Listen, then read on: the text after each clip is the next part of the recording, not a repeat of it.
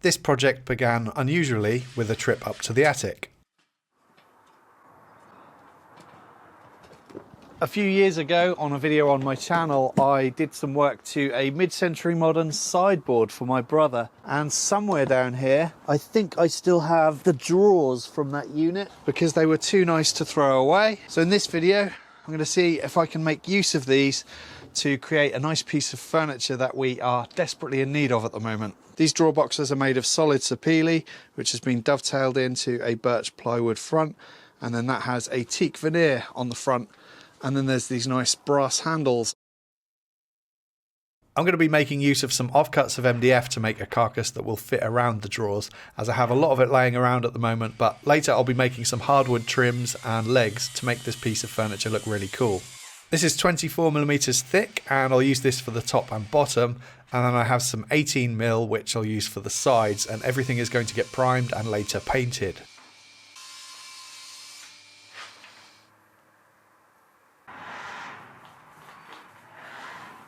I've labelled my drawers top, middle and bottom so that I can remember which order they need to go in. Even though they all look the same, there's probably some slight variations in the sizes, and I want these to fit really nicely. So I positioned the bottom drawer flush with the front edge, and then I scribe a line at the bottom. And the measurement I'm taking here is 14mm, which is the size I want my drawer runners to be, 14mm square. I found some scraps of beech that I can use to make those.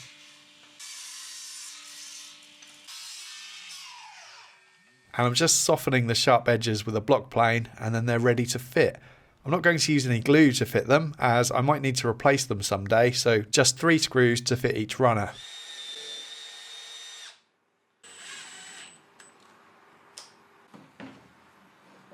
And in this footage you'll see I left a small gap at the bottom just for clearance between the drawer front and the bottom edge.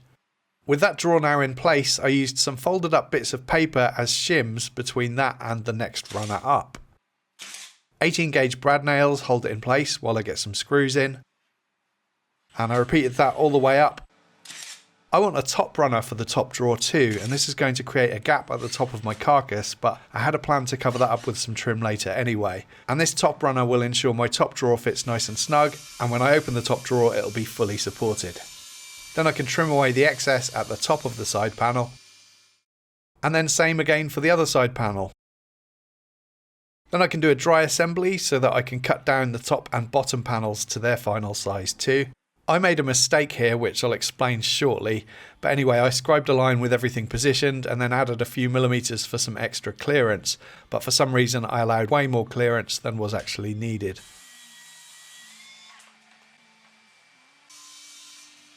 I really should have done another dry fit here, but stupidly went ahead and started marking up for the joinery to assemble and glue the carcass together.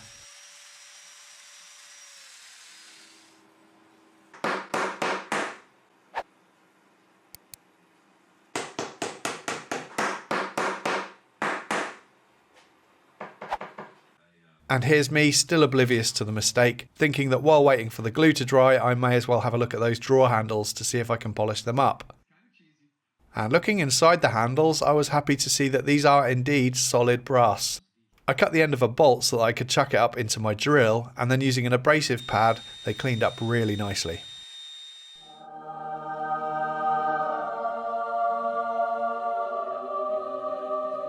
These drawer fronts need cleaning up too though, as you can see here the finish has worn away around the handles. So I started scraping off the old finish using a card scraper, and my carbide scraper came in useful to get the awkward bits around the handles. Then a bit of hand sanding to remove any leftover finish and get the surface nice and consistent and ready for new finish. Then I wiped away the dust with some white spirit just to see how it was looking, and it looked good. So I went on to applying some hard wax oil to the drawer fronts using an abrasive pad. This is going to need 2 coats, but as it takes a couple of days to fully dry, I left the project there for a couple of days before coming back to it. Right, I've got a bit of a problem unfortunately. While the drawers fit really nicely in between the runners, I'm a bit concerned about how much racking there is from left to right. And I think I might have cut these top and bottom panels a little bit too long. This is how the gaps look when the drawers are centered to the carcass. And I don't mind the way that this looks, it's just the racking from side to side that I think is a bit of a problem. Oh, and this gap at the top, by the way, is because of these top runners, and it doesn't bother me because I'm going to be adding some trim that will hide that anyway. But in terms of the racking issue, I have two options. I can either add some shims to the drawer side, or I can add some shims to the inside of the carcass, and I think that's the best option here.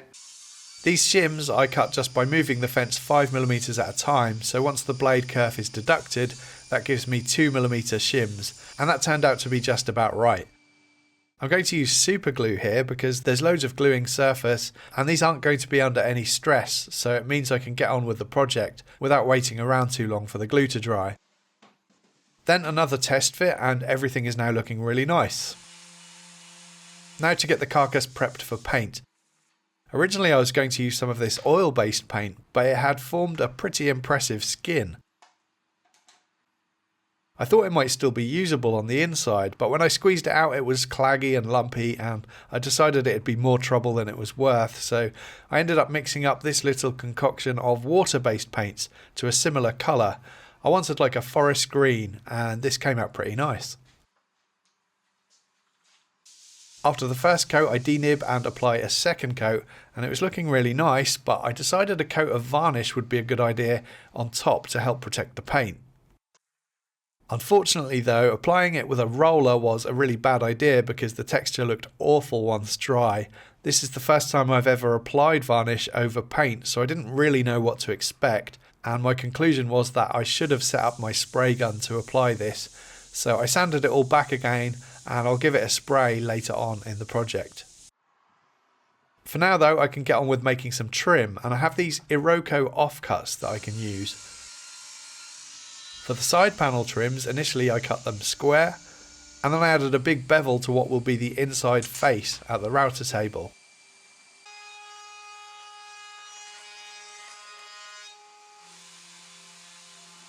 My top and bottom trims though, you'll see I've cut differently to account for the extra thickness of the panels and gaps.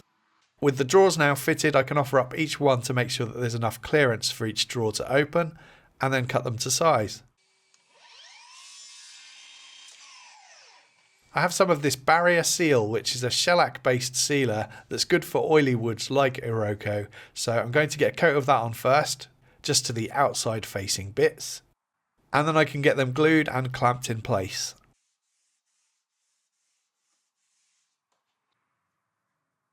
Right, I think I must be out of practice woodworking because I haven't done any in a while, and I've made another stupid mistake. Let me show you what I mean. So this is just an offcut from the side trim, and you can see that when I offer this up, I'm left with a really horrible gap here. So I think what I'll do is I'll cut this down to about here so that that gap is no longer there.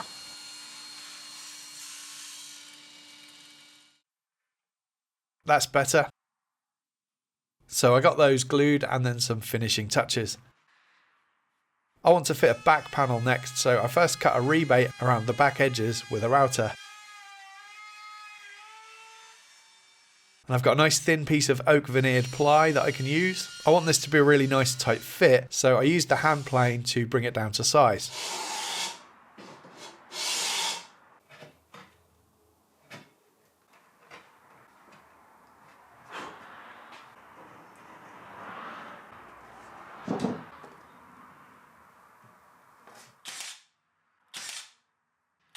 Right, now to correct my earlier issues with the varnish.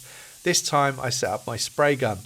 I gave it 2 coats, denibbed in between, and this time it came out really nice. And finally I can make some legs. I think all furniture looks better with legs, and this chest of drawers is no exception. This is some random hardwood salvaged from an old workbench that I got from a house clearance recently. And the first job is to get the faces planed down flat.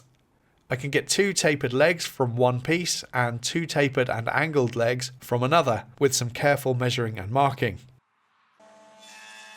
Before I cut these though, I can get the edges trued up at the planer.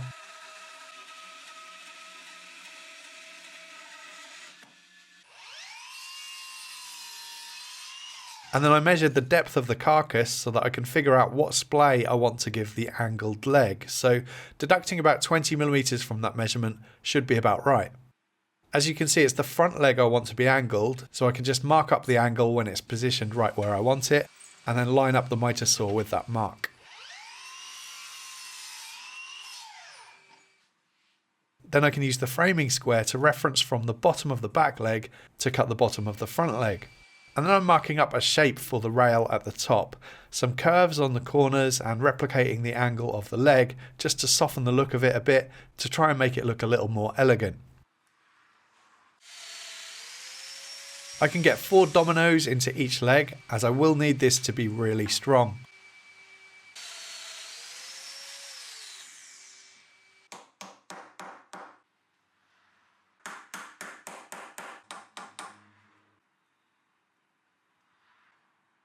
Clamping up this angled leg was going to be tricky, so I ended up screwing the angled offcut into the back of the leg, which gave me somewhere to attach the clamp.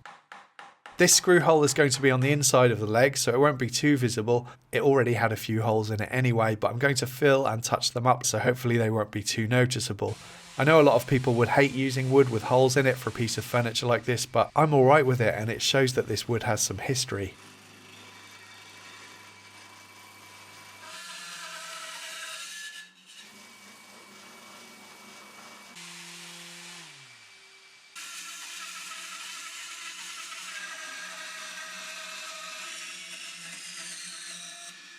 These inside faces I had to sand by hand with some abrasive paper wrapped around a dowel. A bobbin sander would have been useful, but I don't have one as I don't think I would use it enough to justify getting one. And then the outside edges get a big round over to soften the look of them even more.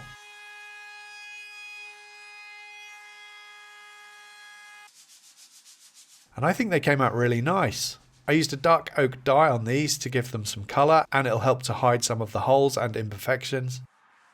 And then a couple of coats of spray varnish denibbed in between. To fit the legs, I propped them up on a piece of wood on each side to get them positioned equally. And then I'm going to use some polyurethane glue here, as I don't think PVA would adhere well to the paint.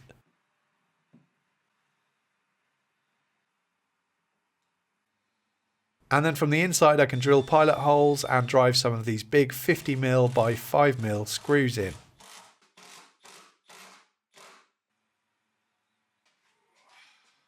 Before I get the drawers added, I'm just going to add some candle wax to the runners, which will help them slide in nice and smooth.